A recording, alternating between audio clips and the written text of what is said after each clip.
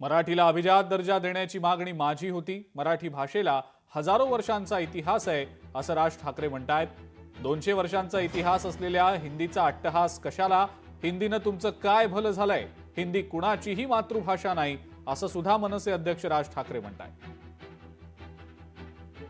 कसली कोणती हिंदी घेऊन बसलो आपण?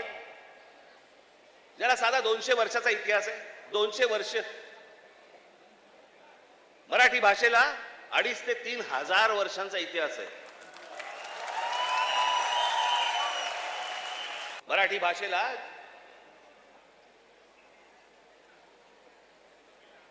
अभिजात भाषेचा दर्जा मिळाला। या शिवतीर्थावरती इथे मुंबईला पंतप्रधान नरेंद्र मोदींच्या समोर मी त्यांना सांगितलं होतं, माझ्या फक्त 5 गोष्टी आहेत, 5 अटी आहेत गोष्टी। त्यातली एक पहिली, मराठीला अभिजात भाषेचा दर्जा तुम्ही द्या। पंतप्रधान झाल्या दर्जा दिलाय, वर्ष झालं, 1 रुपया नाही आलाय।